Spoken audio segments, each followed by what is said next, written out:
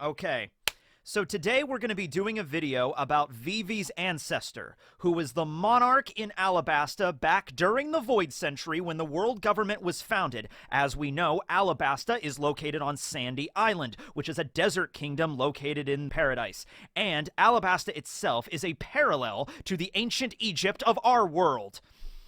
Oh man, if only I had the perfect piece of background decoration to mark this occasion today. Oh wait, I do. Alright, there we go. Yeah. You think that stream a couple weeks ago where I built the Lego Pyramid of Giza was just a random thing I did, right? No. I knew this was going to happen. I knew we were going to have a chapter focused on Cobra, talking to the Gorosei, talking about one of the original monarchs of Alabasta. It was going to tie all back into Egyptian mythology. Egyptian mythology is everything, ladies and gentlemen. All right, so yes. Today we're going to be talking about Nefeltari Lily, who is Vivi's ancestor. Around 800-something years ago, right at the tail end of the Void Century. She was one of the 20 monarchs that participated in this war. We don't still know really anything about it. I mean, I don't even know if it's been confirmed I'm pretty sure it was said somewhere that it was a war, because that was the whole point. Like, the 20 monarchs won the war and then banded together and forged a pact that would become the world government. Now, who were they fighting the war against? I would say the Clan of D, headed up by Joy Boy, but we know that there's people from both sides of this conflict. It wasn't like, the 20 monarchs were all evil, and then everybody on Joy Boy's side was good. We know from both sides, and Vivi's ancestor, Nefeltari Lily, is a perfect example of that, that there were complicated people on both sides of this conflict. The monarchs ended up winning, and they founded Castle Pangea at Marijois, and they laid down their weapons. At least 19 of them did, in front of the empty throne, declaring that no one person, no one monarch will rule the entire world. The one exception to this was, of course, Lily, who decided that I don't want to be part of this anymore. She was a monarch that participated in the war, so she commanded probably her own army, the army of Alabasta back in the day, to fight this war, and we still don't know, the ancient weapons are involved here, and we just don't know the whole dynamics. This is setting stuff up for this big Void Century flashback that we got some hints for in the last chapter, so are you getting excited? I'm getting excited. Sosuruze korewa! Alright. So the point is, though, that Vivi's ancestor Lily decided, I am going to not pledge my sword to the empty throne. I am going to go back to my homeland, the kingdom of Alabasta, and I'm going to continue to rule there. And so she does. At least that's the official record of what she does, according to the Gorosei. They were like, oh yes, it is recorded in the record that Nefeltari Lily did not reign here. She did not become a celestial dragon, and she went home, but after that we're not sure. And Cobra mentioned that he scoured all of the ancient texts in his homeland, and Lily's name is not mentioned once. I think the implication was that Lily was mentioned prior to the Void Century, that there was a monarch named Lily that participated, and that's how Cobra even knows that she was one of the original monarchs. I'm not sure if this information is public knowledge. I'm not sure if, most citizens in the world even know a lot about the original 20 monarchs. You'd think that they would want to be venerated, right? You'd think that they would be literally applauded as, gods or, demigods or saints or something. When you arrive at Marijois, you have to walk up those long staircases, and there's, carved into the side of the red line are a bunch of statues, and I believe, because there's two bondolas, there's bondola 1 that leads to a staircase, and then bondola 2 that leads to a second staircase, and I think they have 5 statues on each side of the staircase, so it'd be 10 on Bondola 1 and another 10 on Bondola 2. So I'm thinking those are the statues. In order to get to Marijois, you have to ascend up these grand stairs, and you're just looking down upon by the statues of the founders of the government, kind of as a reminder of everyone that visits this place. These are the men and the women, the kings and the queens that founded the world government, okay? So I would imagine that Lily would have a statue there. I would imagine that she would. And the record exists. And like when Cobra was explaining all this information to the Gorosei, like Lily Nefeltari was the monarch of Alabasta 800 something years ago, the Gorosei did not seem upset, like, oh, that's information you're not supposed to have, Cobra, or anything like that. That seemed to be like common knowledge. But the thing that was bugging Cobra out was that there was no record of her after that moment, after the world government was founded, after the war was over, and she apparently began her return voyage back to Alabasta. She was gone from the record. She was never mentioned, which means she did not rule. The ruling fell to her younger brother at the time, okay? And so Cobra went to the Gorosei to ask them directly, do you know what happened with Lily? The Gorosei, without even checking the records or even really thinking about it, they're like, what happened to Lily 800 years ago? And the Gorosei are just, it was 800 years ago, man. Do you think we keep reliable records? Do you think we, the 5 people that are supposed to rule the world, keep reliable records about some monarch that lived 800 years ago? There's not even any point in checking. We don't know. And so Cobra's like, all right. Well, how about the Will of D? You know anything about that? And then they're like, oh, why do you ask? No. Also, her name, Lily, pretty sure it's Lily. So the first translation had L-I-L-I, and the official viz just went with L-I-L-Y for Lily. Phonetically, it makes sense if it was Lily or Lily spelled with 2 I's, just because Vivi, and then Vivi's mother was Nefeltari Titi, and then you have, way back when, you have Lily or Lily, but I'm just going to go with that. And I'm also going to go with that because a very, very popular theory that I immediately jumped on board as soon as that was explained to me was the Amazon Lily connection. It's like, okay, so we have Nefeltari Lily, a monarch who founded the world government, who was a queen, and we don't know exactly how many women were involved in the formation of the government. I actually think for a long time the term used was the 20 kings that founded the world government. So in the last chapter, it was 20 monarchs, all right? So I can't be like super certain if I'd have to go back and check every previous use of when they're talking about the origin of the government, but I think 20 kings is usually used as just a catch-all, all right? Lily might have been like the one queen in the entire midst, or maybe one of the few women that were part of the formation of the government, right? And then we have Amazon Lily, which is the home of the Kuja tribe, which is led by, you know, Boa Hancock as their empress, who is part of the Kuja tribe, which are a tribe of warrior women, badass warrior women that have snakes as their companions and everything like that. And you go back to Alabasta and you have King Cobra Nefeltari, and it's just like, all right, this is making way too much sense to be a coincidence here. For this to be a coinky-dink, this is a little bit too strange, all right? Amazon Lily, Lily Nefeltari, Kuja, 9 snakes, literally 9 snakes, and you see the snakes all over Amazon Lily. Cobra, who's the king. You know, the fact that Sandersonia and Marigold have snake devil fruits.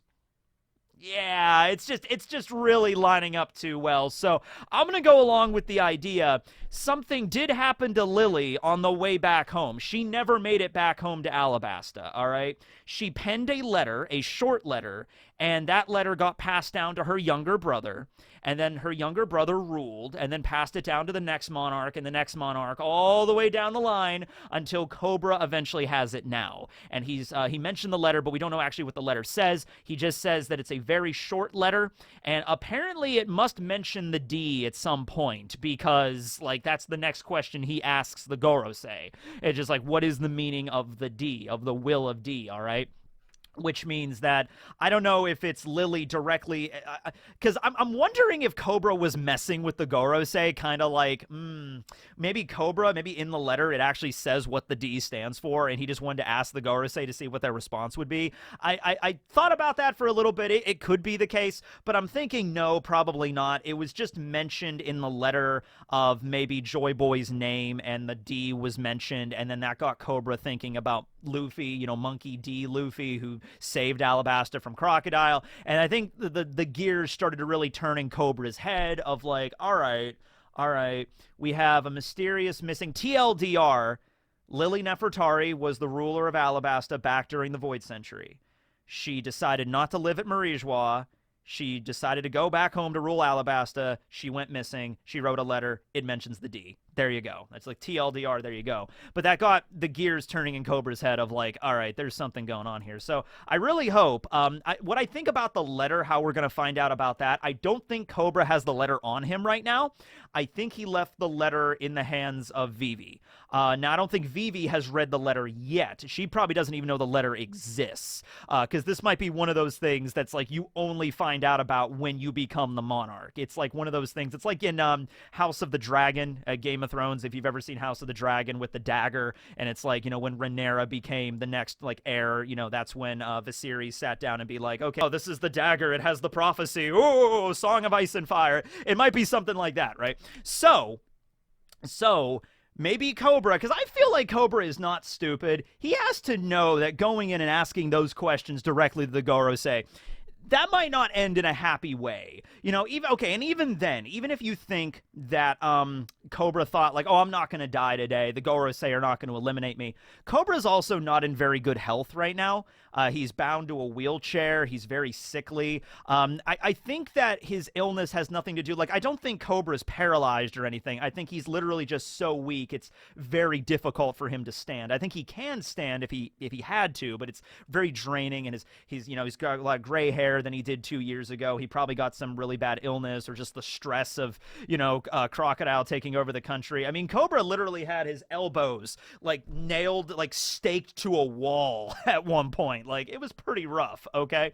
So he's not doing too hot right now. So I think Cobra is at least aware that, like, okay, even if I don't get murdered outright by the Gorosei for asking these kind of questions, I'm probably not going to live very much longer. So I think he's kind of set everything up in advance for Vivi to find this letter. Whether it be back at, because she didn't go back to Alabasta. Vivi ended up at the World Economic Times with Wapol and Morgans right now.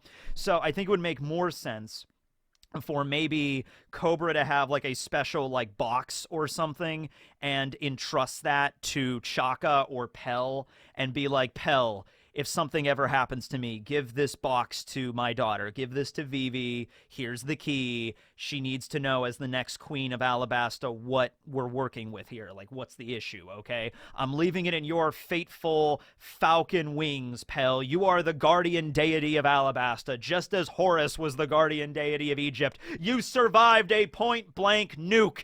I can trust you with this box. And Pell is like, I really wish you would stop bringing up the fact I survived a nuke. It really wasn't that big of it. It kind of was, Pell. It kind of was. Take the box, give it to her, and just like, all right, I'll do it, King Cobra, whatever, right? So it might be something like that, and then Vivi finds out that her, father is dead, and keep in mind, this is a month before, during the Reverie. Vivi, as she was there when she was at the Bondola talking to Lucci, getting kind of spicy with Lucci, is like, oh yeah, you're going to protect me just like you protected Shirahoshi, huh? So she's just giving Lucci the business. I love that.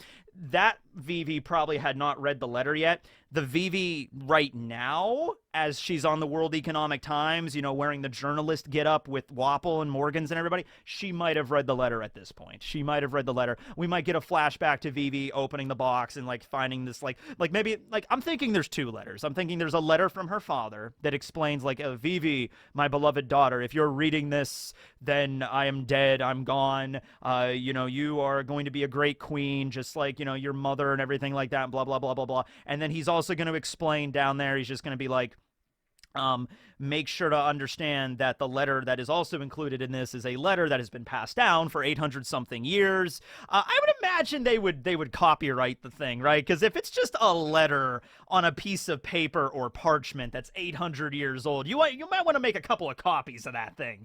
You know what I mean? You might want to just be like, all right, let's copy that down because we lose this. It's our only document. Although making copies is a problem because then you have more of the copies that could be found by the world government. And the Gorosei did not seem happy about that. They did not seem to care when Cobra was just asking them about what happened to Lily. They just kind of played it off. But when he brought up the Will of empty and he brought up the letter. That's when the Gorosei were kind of like, and then that's when Eam walked in. So now let's talk about Eam. So Eam walks in, plumps down, plops down, or thumps down, whatever sound effect was used, on the empty throne, and just says one word to Cobra, as Cobra's looking on like, okay, did not expect this. So whatever was written in the letter, it was not that, like, you know, the supreme ruler of the world is Eam or anything, because Cobra seemed pretty shocked by that. And then Eam is just like, Lily. Or it could have been like, Lily. Or it could have been, Lily. Or it could have been, Lily. You know, whichever version of maybe Eam's a vampire. Lily. Just like it could have been that. What accent did they use? You know, what was the tone of the word?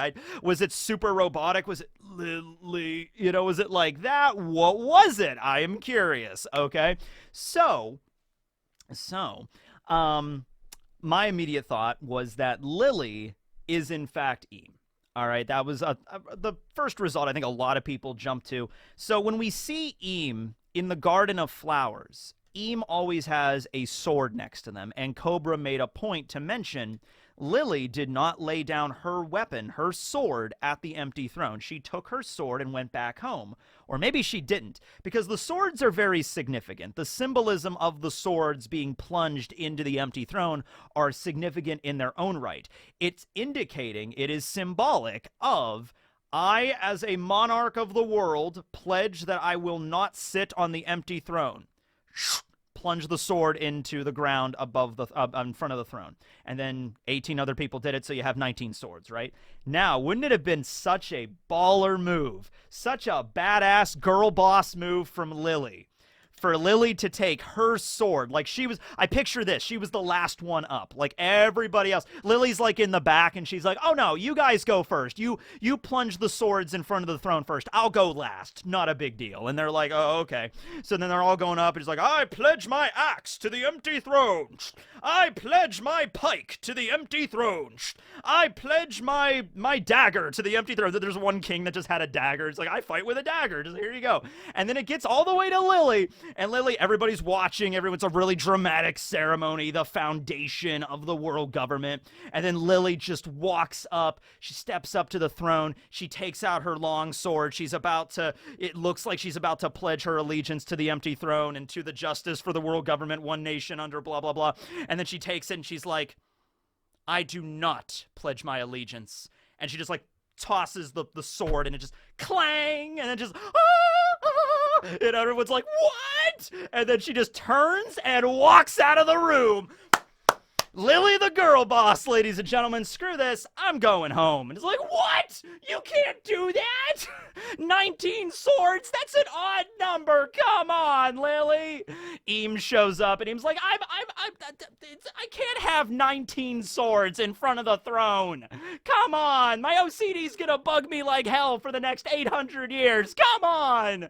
And then she's like, nope, I'm out. And then she just walks out and goes back home. You guys have fun. I really think she was genuinely just probably not happy with how the war ended. Maybe it was a situation at first, like, you know, the monarchs get together and they're like, we need to fight back against the clan of D. Maybe the clan of D and the ancient kingdom, they had, you know, the ancient weapons. They had, you know, Pluton, Uranus, and Poseidon, and they're like, they're going to take over the world. We have to stop them. And the monarchs, like, at the time when the war began, it made sense for the monarchs to band together and form an oath and fight back against the ancient kingdom. But as the fight continued, maybe Lily began to realize a couple of things. She began to realize, number one, the ancient kingdom was not bad, not evil. She maybe became acquainted with Joy Boy and realized that, like, he's not a bad person. He's all about freedom. And also, Lily realized that, like, okay, if we won, now the world is going to be plunged into kind of like a dark age where, you know, all the technology from the ancient kingdom has now been wiped out and just been scrubbed.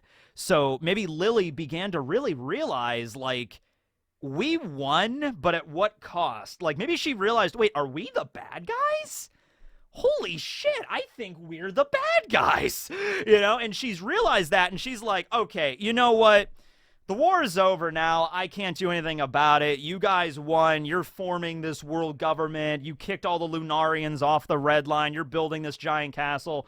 I can't do anything about that. I'm just one monarch. I'm just one person. But I am not going to be part of it. I am going back home to my kingdom, Alabasta, which has stood for thousands of years, and I am going to rule. And you can't stop me. You guys have fun with your little club, all right? And then she left. And so the idea is, there's a couple of ideas for this. Something could have happened to Lily where she was taken back to Marijois. She was like intercepted. She never made it home. Maybe she passed the letter down to her brother or sent it ahead. And then maybe she sent like a convoy ahead. Like, you know, here's a letter for my brother who's still living at Alabasta. Take this letter ahead. I will be right behind you. And they're like, yes, Queen Lily. And then they left. And then she stayed behind. And then that's where she was in another boat and that got captured. And then that's, you know, Lily became Eam, maybe through some hypnotism, mind control, possession, I don't know, kind of dealio. Maybe Eam literally is the embodiment of the sea goddess of Mother Nature, Mother Ocean, and then Mother Ocean needs like a human vessel, and it was Lily. And so there's no vestiges of Lily that remain anymore. It's just her body that's being inhabited by this other spirit or god. And then when she was looking at the picture of Vivi at the Reverie, she saw the picture of Vivi, looks remarkably like her, just like TT looked remarkably like Vivi. And so every couple of centuries, maybe, there's a princess of Alabasta that bears a striking resemblance to Lily. And so every once in a while, Lily will see an image of this princess and be like, Lily, you know, like that is who I used to be, like a trace memory in the vessel body or something like that, right? However, it doesn't necessarily have to be Lily. By the way, thanks to Chancil again for, well, he drew these because Vivi is like the best girl ever, and so I asked him if I could use the artwork for the video and the thumbnail, and he gave me the go-ahead. So thanks to Chancil, awesome artwork. So we have Lily over here rocking like the ceremonial Queen of Alabasta attire. I love the headdress, which is reminiscent of Ra. So you have the sun god Ra, later became Amun Ra, but back in the day, sun god Ra, who like literally carried the sun in his boat and then went under the horizon into the underworld to carry the. This is relevant. Don't worry. This is actually, you know what? I can tie this back really quick. Okay, so sun god Ra goes under into the underworld to carry the sun through 12 different regions, okay? And while Ra was journeying through the underworld, his head changes to that of a ram. And so right here, there's some artwork of the sun god Ra with this ram head when he travels through the underworld every night, ferrying the sun to the other side. And guess which tomb of which Egyptian queen in our world this stela was found in? Nefeltari, who was the queen to Ramses II. Ramses the Great! So that's how it all ties back together. There you go, sun god Ra. But anyway, there's, you know, Lily in her garb as queen, and then Lily as Eam. Ooh, sexy, but ooh. All right, so yeah, there's that. Okay. So another way this could happen, though, is like, because the sword is there. You see the sword next to Eam, and so people think, oh, that's Lily's sword, so therefore Eam must be Lily.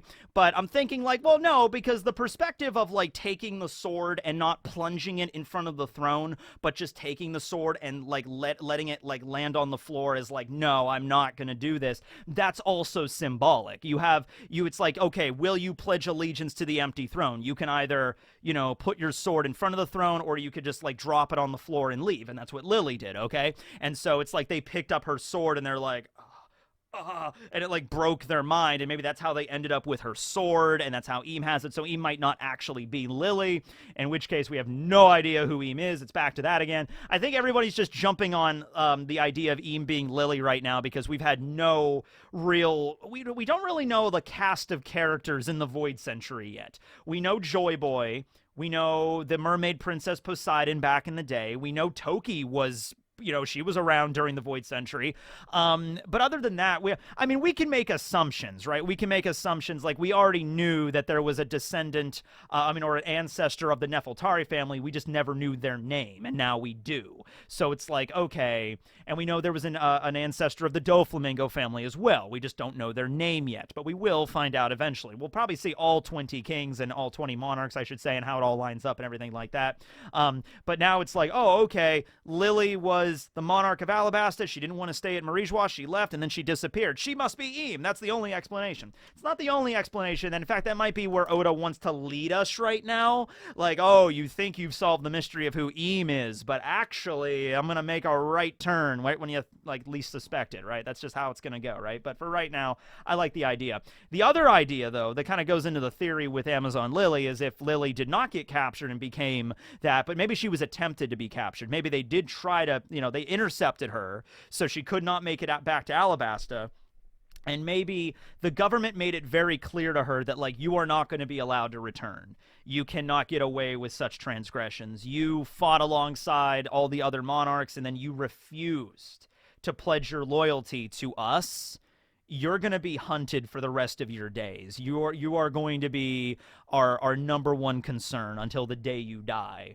And so Lily knew that, okay, I can't go back home, because if I go back home to Alabasta, that's the first place they're going to look, and that could cause problems for the kingdom as well. So she fled to a island in the middle of the Calm Belt back in the day when the Calm Belt was really impassable. Nowadays, you got the fancy engines and you got the sea prism line ships and all that jazz. Back in the day, none of that existed. Well, probably existed with the Ancient Kingdom, but hey, you nuked it. It's not around anymore. So, it's not, what are you going to do? So she fled to an island in the Calm Belt. Maybe she even had the assistance of Poseidon, the mermaid princess. The mermaid princess Poseidon, back in the day, who was maybe the love interest of Joy Boy, could control sea kings. So maybe Lily went to Poseidon, and she's like, I need a place to go. And she's like, okay, I will allow you passage into the sacred lands of the sea kings. That might actually have been the Calm Belt. Way back in the day, 800-something years ago, it might have not have just been an area that's, dangerous to the world. It might have literally been this is holy ground. This is the sacred ocean. This is the sacred ocean of the sea gods, the sea kings, or the Neptunians, or whatever you want to call them, right? And we will grant you passage. There is an island in these sacred oceans of the sea kings that you can go there. And maybe there was a group of people already living on the island, and they were the ancestors of the Kuja, and then Lily joined, and then she became the first, maybe she turned it into the actual empire. She turned it into Amazon Lily, and they named it after her. And then, she was the empress, and then there was another empress, another empress, another empress, all the way down until you get to Granny Neon, and then you get to Shaki, and then there was an empress right before Boa, we don't know yet, and then boom, Boa Hancock, who's the current empress there. I also just want to thank Oda for a number of different reasons. I want to thank Oda for writing One Piece, that's the number one, but also for figuring out a very effective way to bring Vivi back into the story, right? Because Vivi, she is a fan favorite. I love Vivi. Everybody loves Vivi.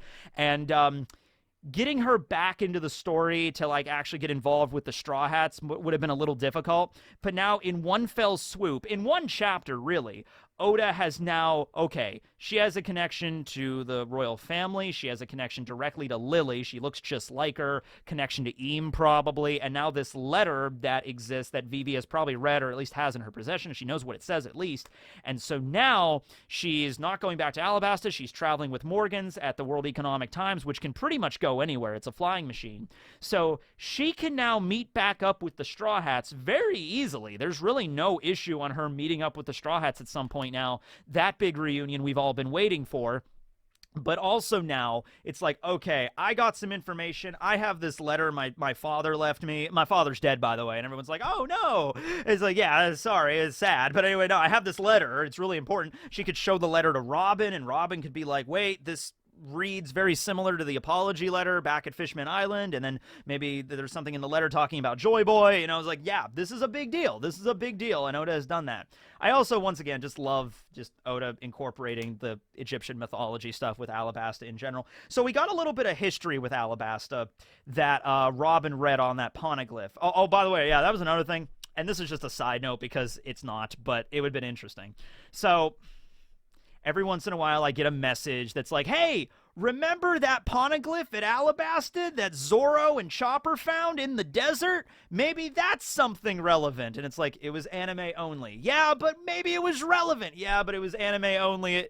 I mean, I guess like Oda could incorporate it because we now know there's 30 poneglyphs in the world. 9 of them are Rio poneglyphs. 4 of them are road poneglyphs or load poneglyphs. So that leaves 17 other poneglyphs out there in the world. And so maybe one of the 17 that were just talking about history, just generic history, might have been that one poneglyph buried in the desert of Alabasta. But then part of me is also thinking, wait a second, what if, hold on a minute. Lily wrote a letter. How would she guarantee that letter would have passed down through the ages if not writing it on a poneglyph? And so maybe that poneglyph that Chopper and Zorro found was the letter that got buried in the sand, and maybe they copied it later into just, no, that doesn't make any sense. There's like 6 different reasons why that doesn't make sense. But I just wanted to bring it up because it was an idea that popped into my head. There you go. But we did get some history about Alabasta. So we know Alubarna, the palace, is around 4,000 years old. So it's an old nation, all right? It was long before the world government ever happened, okay? When Robin was reading off the poneglyph in the crypt, in the mausoleum of the kings, in below the palace, okay? So that poneglyph did actually tell her where Pluton was, that it was in Wano. Which, by the way, now that we know that, imagine a what-if scenario where Crocodile found out where Pluton was. Like, back during the Alabasta arc, Robin just told him, like, yes, it says here, Pluton sleeps beneath the island of Samurai. It must be referring to the island of Wano in the New World.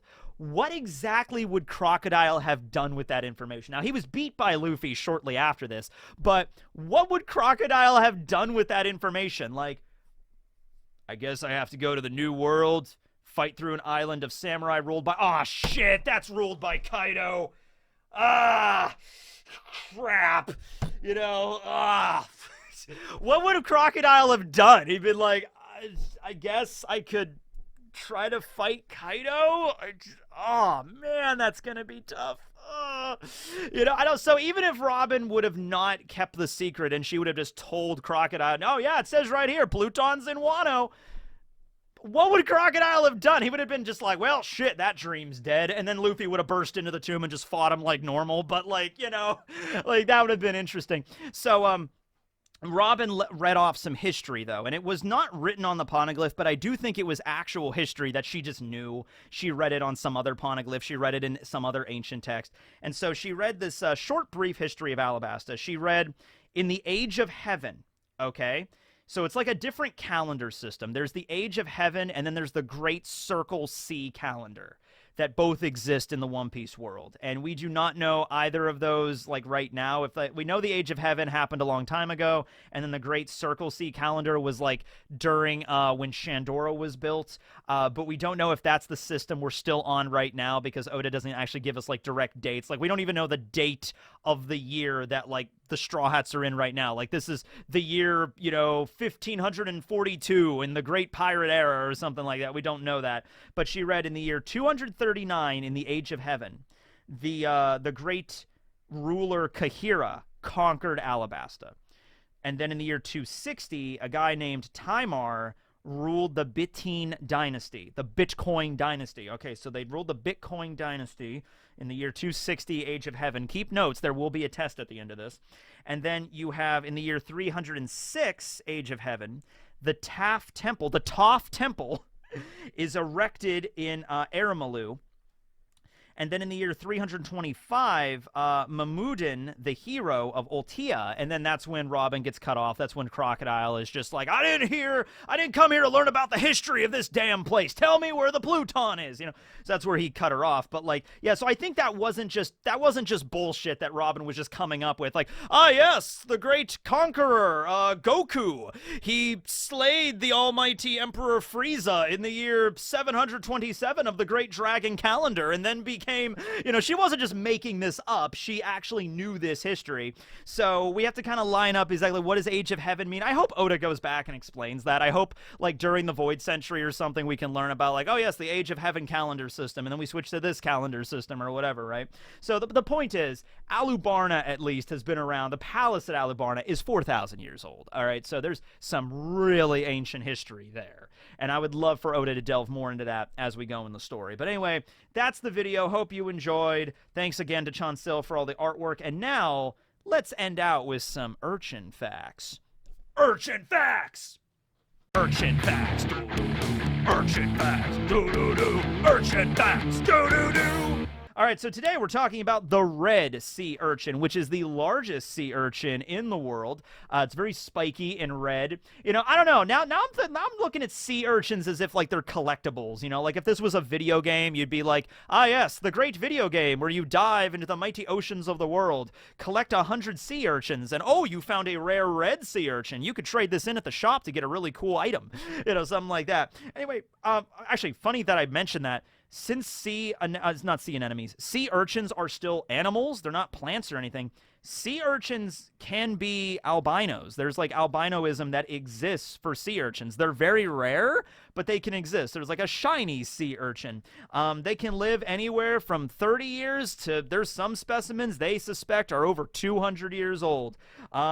Their spines can regenerate. The red sea urchin specifically is found in shallow waters from Alaska, like the shore of Alaska, all the way down to Baja California, which is in Mexico. There's one particular island, San Juan Island, I think, that's located in the little, I forget what it's called, but it's in Washington State, the little section of Washington State, that corner that's all broken up into a bunch of islands. I forget the name of that bay, but that's like an island there where there's a certain type of this sea anemone, the red sea urchin, that because of the tides, the sea urchins live a rather sedentary lifestyle. So even sea urchins can be lazy. But no, they don't need to move all that much because the tides of the ocean and the bay just kind of bring food directly to them. So they can just kind of latch onto a particular spot in the shallows, and then food just comes to them and they just eat it. They devour kelp. In fact, sea urchins can actually devour kelp so much it can actually like ruin or change the entire, you know, like biome and stuff, like where they're at, you know what I mean, from how much they just devour kelp. So yeah, sea urchins continue to be more fascinating the more I research about them. This is incredible. All right. Well, anyway, thanks for watching, everybody. This will be Teching signing out. Later, everyone.